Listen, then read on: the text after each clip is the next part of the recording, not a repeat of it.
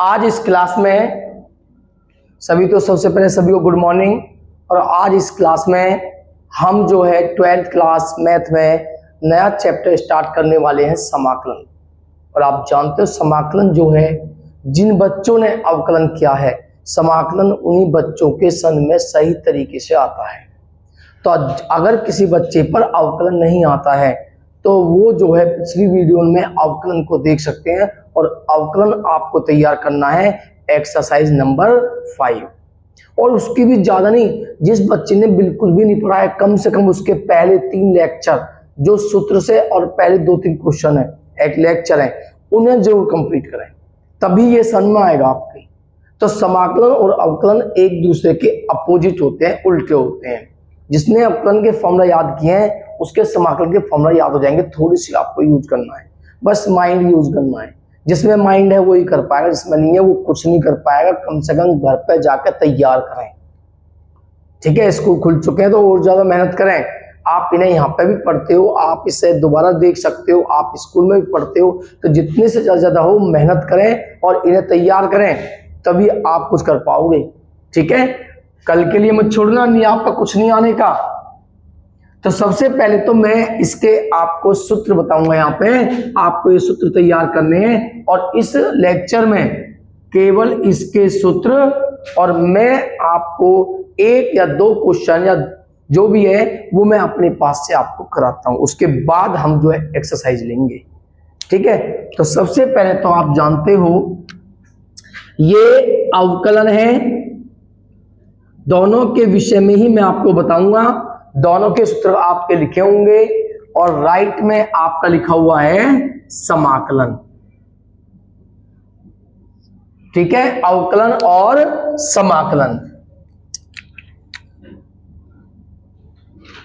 जिस बच्चे के फॉर्मूला याद होते हैं वो ज्यादातर क्वेश्चनों को कर लेते हैं। तो पहले तो सबसे पहले तो आपका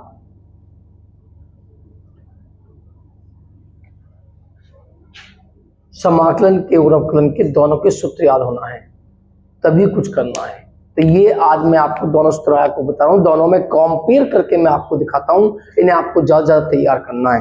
तो जो पहला सूत्र है आपने पढ़ा है अवकलन के अंदर, अवकलन जो होता है मैंने बताया आपको, इसका बोलते हैं d/dx, यानी कि x के सापेक्ष। समाकलन में समाकलन का साइन होता है ये और dx, इसमें हमें समाकलन करना होता है, समाकलन का साइन होता है, और इसमें समाकलन करना है हमें x के सापेक्ष, ये दोनों का साइन होता है। तो सबसे पहले हम समाकलन करते हैं d/dx। आपने x की n का समाकलन अवकलन देखा है।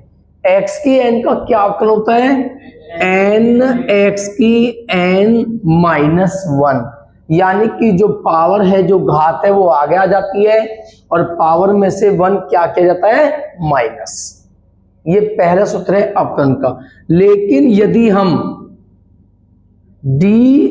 समाकलन करते हैं, यदि हम समाकलन करते हैं x की n का समाकलन, तो x की n का समाकलन होता है x की power n+1 n+1 plus constant c लगाते हैं। c यहां पर कहलाता है समाकलन नियतांक, ठीक है।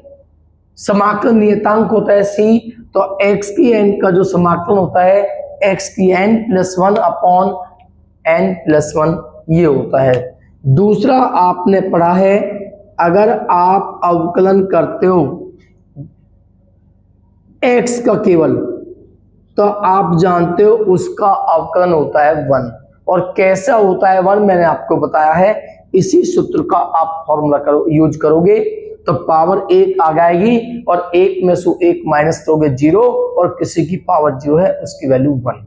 इसलिए x का जो अवकलन होगा वो 1 होता है। लेकिन यदि आप 1 का समाकलन करोगे तो ये उल्टा होता है, मैंने बताया है। तो 1 का समाकलन क्या होगा?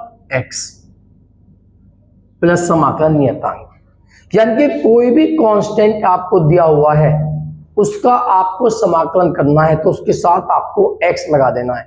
मान लो यहाँ पे आपका c लिखा हुआ है तो यहाँ पर हो जाएगा cx, यहाँ पे आपका a लिखा है तो आपका ax, आपका यहाँ पर 2 लिखा हुआ है 2x, यहाँ पर 10 लिखा हुआ है 10x।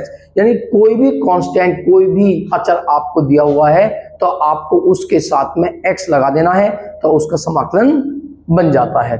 इसके बाद आप देखते हो, आपने पढ़ा है यदि आप d/dx करते हो, समाकलन करते हो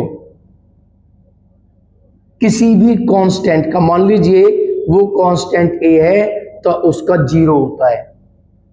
किसी भी कांस्टेंट, किसी भी अचर पद का जो अवकलन होता है वो क्या होता है 0, जिसके साथ में x नहीं है। इसमें x नहीं है और x के सापेक्ष आप अवकलन करते हो तो 0 होता है। लेकिन अभी मैंने आपको बताया था कि यदि हम समाकलन करते हैं किसी भी अचर पद का, किसी भी अचर पद का आप समाकलन करते हो तो उसके साथ में x लगा देते हैं तो क्या बनेगा आपका ax और प्लस कांस्टेंट c। इसके बाद यदि आप अवकलन करते हो e की पावर x, e की x का आप समाकलन करते हो, आधार में e और घात में क्या होता है x, तो e की x का समाकलन होता है अवकलन होता है e की x। और यदि आप e की x का समाकलन करोगे तो e की x का समाकलन भी e की x होता है। e की x का अवकलन e की x और e की x का समाकलन भी क्या होता है e की x आपका होता है। इसके बाद यदि आप अवकलन करते हो d/dx करते हो a की पावर x का, तो a के यहाँ पे तो आधार में e ही होता है, लेकिन a की x का अगर आप समाकलन करो, अवकलन करते हो, a के स्थान पे कुछ भी हो सकता है, जैसे a की 2, b की 2, c की 2, x, a की x, b की x, c की x, 2 की x, किसी a के स्थान पर कुछ भी हो सकता है, बट e के स्थान पर e, तो a की x का होता है a की x इंटू log e आधार है। और यदि आप a की x का समाकलन करते हो तो ये log e इसके बटे में आ जाएगा, उल्टा होता है तो क्या होगा a की x अपॉन log e, ये इसका समाकलन होगा। इसके बाद यदि आप समाकलन करते हो log x का, देखो यहां पे आधार e लिखा हुआ है, क्या है यहां पे आधार e, अगर नहीं भी लिखा होता है e तो आप e ही मानते हो, और log ये x है तो log ax का जो समाकलन होता है, अवकलन होता है, वो होता है 1/x। इसी प्रकार यदि आप समाकलन करते हो 1/x का, तो 1/x का समाकलन क्या होगा बोलिए log x, ठीक है। इसी प्रकार यदि आप d/dx करते हो log ax, यहां पर आधार e है और यहां पर आधार a है, a के स्थान पर कोई भी कांस्टेंट हो सकता है, तो इसको होता है 1/x इंटू log ae, ठीक है, ये होता है इसका समाकलन, ध्यान रखना है आपको। इसके बाद अगर आप, हालांकि ये कम यूज होता है इंटीग्रेशन में, इसका क्वेश्चन नहीं है, यदि आप d/dx करते हो, अवकलन करते हो, अब आते हैं त्रिकोणमितीय अनुपात पर, sin x cos x वाले पर, तो बोलिए sin x का अवकलन होता है, आपने पढ़ा है cos x, लेकिन यदि आप cos x का आप अवकलन करते हो, समाकलन करते हो, तो cos x का समाकलन क्या होगा बोलिए, उल्टे होते हैं sin x। और यदि आप अवकलन करते हो cos x का, तो बोलिए क्या होता था, आपने पढ़ा है cos x का अवकलन होता था माइनस के sin x। तो आप लिखते हो माइनस साइन एक्स। और यदि आप बताइए, यदि आप समाकलन करोगे साइन एक्स का तो बोलिए क्या होगा, माइनस इधर आ जाएगा, तब बोलो क्या होगा, माइनस के cos x। इसी प्रकार यदि आप समाकलन करते हो, अवकलन करते हो tan x का, तो बोलिए क्या पढ़ा है आपने, tan x का अवकलन क्या होता है, बोलिए sec स्क्वायर x। मैंने बताया है अवकलन का उल्टा होता है समाकलन। तो अवकलन और समाकलन दोनों के सूत्र आपको बताए जाए, दोनों में कंपेयर आपको बताई जाती है। तो बोलिए sec स्क्वायर x का यदि आप समाकलन करोगे तो बोलो क्या होगा, tan x। तो sec स्क्वायर x का समाकलन होगा आपका क्या, tan x plus constant c। Constant c आपको सभी में यूज करना है, ये समाकलन नियतांक कहलाता है। इसके बाद में यदि आप अवकलन करते हो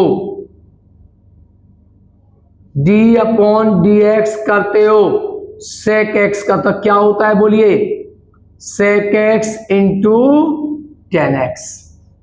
और बताइए यदि आप sec x tan x का क्या करोगे, समाकलन करते हो sec x into tan x का, तो बोलिए क्या होगा, sec x।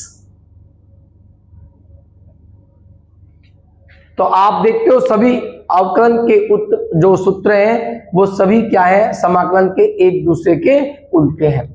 इसी प्रकार यदि आप d अपॉन dx करते हो cot x का, तो cot x का क्या अवकलन होता था बताइए। अरे पेंसिल मत खाओ, यहां देखो खाना खा लीजिए घर। तो cot x का क्या होता है, माइनस के cosec स्क्वायर x। और बताइए यदि आप cosec स्क्वायर x का अवकलन करोगे तो क्या होगा, माइनस लगा, माइनस के cot x। तो आपका cosec स्क्वायर x का समाकलन होता है माइनस cot x। यदि आप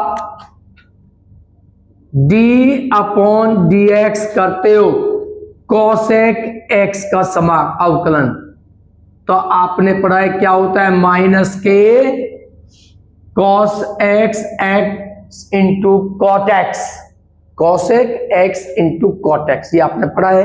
लेकिन यदि आप इसका समाकलन करोगे तो माइनस इधर आ जाएगा, क्या हो जाएगा, माइनस के, यदि आप cosec x into cot x का समाकलन करते हो तो क्या होगा, माइनस के cosec x।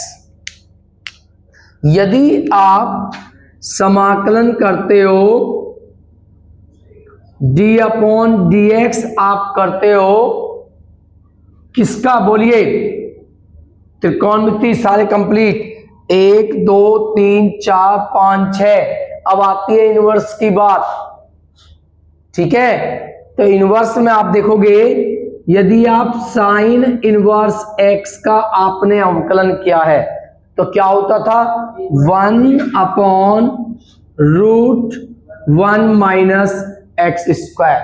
और बताइए यदि आप 1 upon root 1 minus x square का समाकलन करोगे तो बोलो क्या होगा, साइन इनवर्स x। क्या होगा, साइन इनवर्स x। और यदि आप d अपॉन dx करते हो, बोलिए cos इनवर्स x का। यहां पर आप समाकलन और अवकलन दोनों के सूत्रों को याद कर सकते हो, दोनों एक साथ आपके लिखे हुए हैं।